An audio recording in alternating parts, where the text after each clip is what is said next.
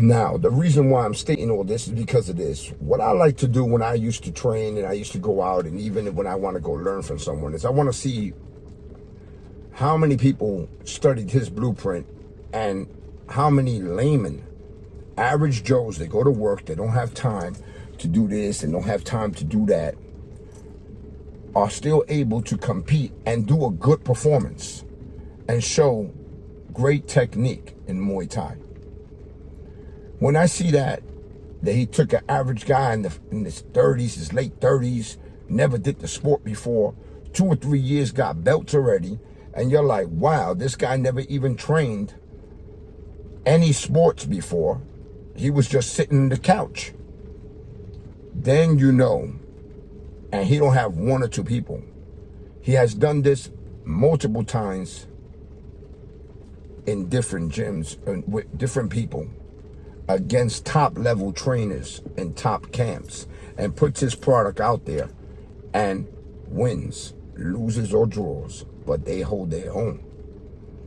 Now you know you're going to someone that can teach you and guide you in the right manner. So when you're looking for a trainer, you're looking for his product as his fighters or his student or his teaching ability, how he can break things down if you're going just to learn and keep yourself in shape. But if you're going to compete, look for your trainer's product, not for your trainer's accomplishments.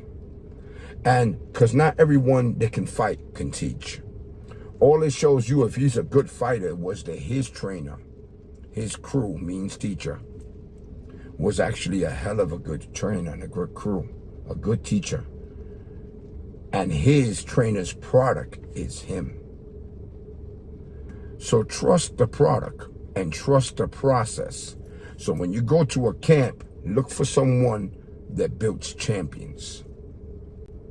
Not someone that just has 1 or 2 fighters or himself made a lot of titles under his own personal name, but don't got nobody competing. Because there's a lot of guys that got Facebook, Instagram champions, but they're not out on the big stage. They have never proved anything. They have never went out there with them.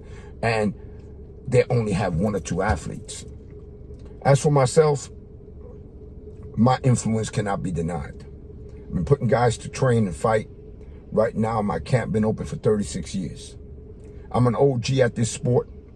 I keep it real with y'all and I try to tell you the truth. The only reason why I'm speaking out about this, because I see too many people jumping ship and jump into people's camps because they know how to fight. But can they teach? Now, there are some people that can teach, so keep that in mind. But I'm not trying to knock nobody's hustle, so please don't get this wrong. Because I don't hate on no one. I celebrate. I love all my people in the struggle, you heard? I keep it real. This is just me. But I'm going to be honest with you. Too many of y'all get yourselves emotionally invested in the guy's either personal life or the guy's basically accomplishments, instead of going and seeking out for what he's good at. And if you're seeking out for him being a great fighter, you're going to get what you get out of it. You got what I'm saying? If you're thinking that the guy trained and made great fighters when all he did was clean up the house of somebody else that built the foundation on, then you get what you get, because you get in what you put in. You heard? Remember that. And stay away from all these fighters that just want you to, all these trainers that just want you to fight just to have you on a flyer so they can promote their business. And they don't care if you get hurt. And stay away from those trainers, man, to be playing that bullshit. And not all do this, because you may see it, but not all do this. Some students just are respectful. They hijack their students' belts and put it on their walls so they can go look at their school has all these titles. Meanwhile, it ain't from them. It's their students and themselves' hard work, which some students do take pride and want to leave it behind. As for the belts in my camp and in my brother's camp and in my other students' camp in Mexico, those are their personal belts. That ain't their students' belts. In my camp, my belts are on that wall on my other son too, the Purple Scorpion. and not all my belts are up there.